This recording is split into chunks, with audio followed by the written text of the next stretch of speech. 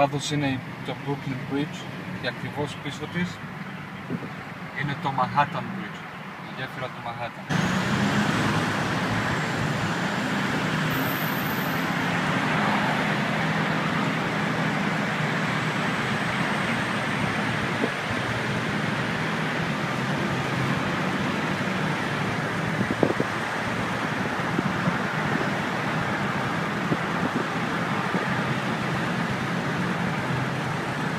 In Jersey City, the tallest building in New Jersey, designed by Caesar Pelli.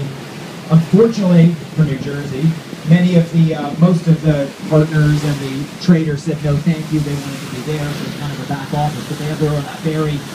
We make coming up actually from the Jewish Heritage Museum. You see the last green glass building that's part of Battery Park City. That's the Ritz-Carlton Hotel, designed by James Marsh. And in the basement of that building, up to street level, is the Skyscraper Museum. Operations on import and export taxes, duties, tariffs, and they would have been administered through that building.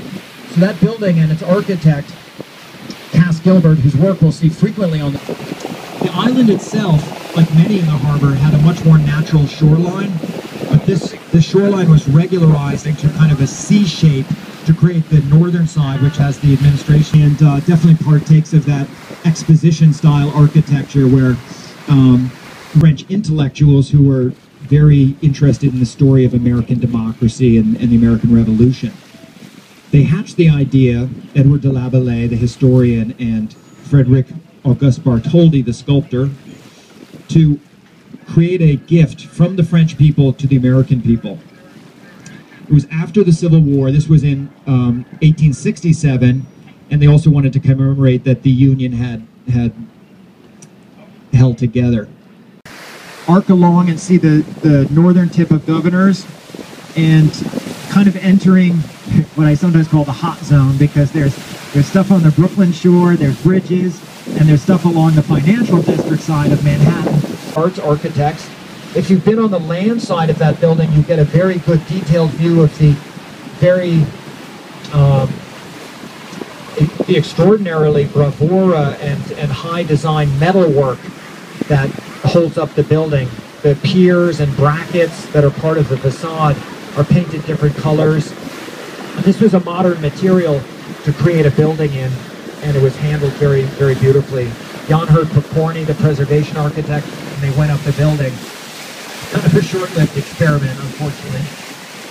You see back there World Trade Center 1, and in the foreground, condominium building in the financial district. All of these condo buildings are fighting with one another to get the decreasing pool of wealthy people, it seems.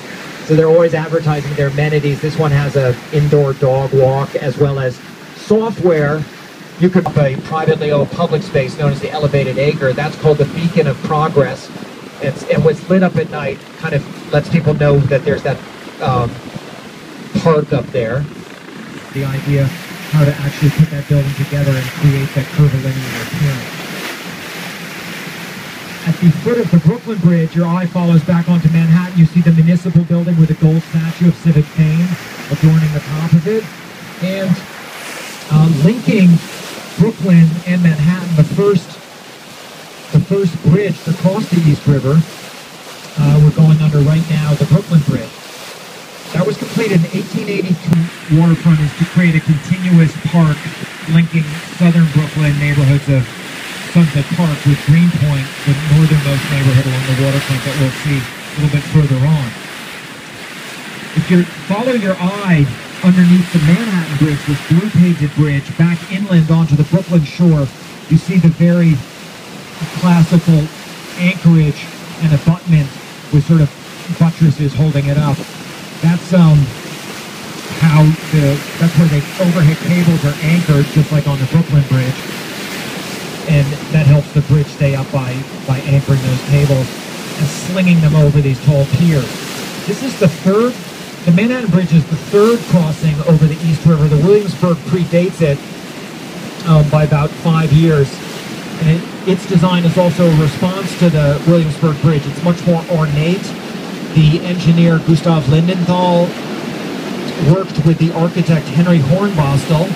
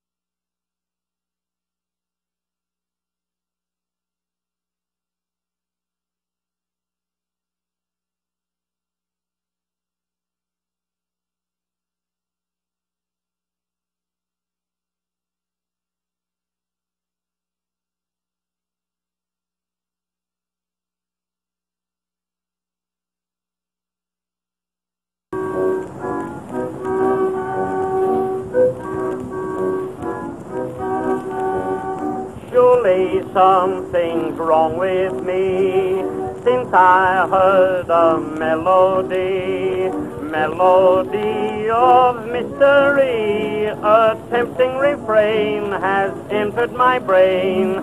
No one seems to know a thing about this melody.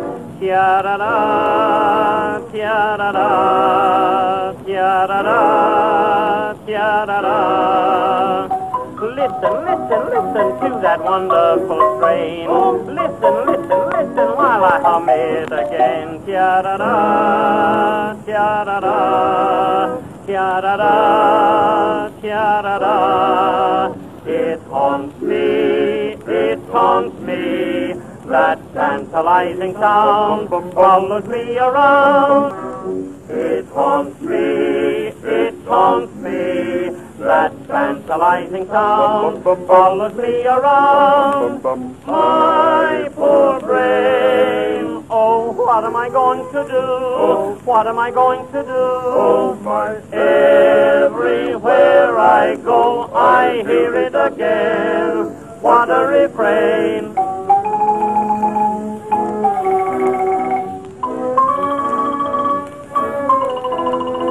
Simply gladdens me, sometimes maddens me, my croony melody.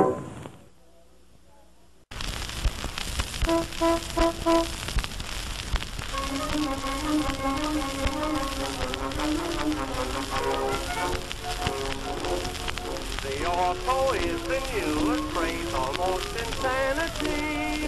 It sets the social world ablaze and feeds in vanity. But still the fad on earth is gem, a wonder dear polite, to whom you can say loving things and still be in the right. The little chauffeur, the reigning rage, a real ace wonder of the age, and all that you do is strictly unpreneur. To the little chauffeur, the little chauffeur, the little chauffeur, the reigning rage, a real ace wonder of the age, and all that you do is strictly unpreneur. To the little chauffeur, the little chauffeur.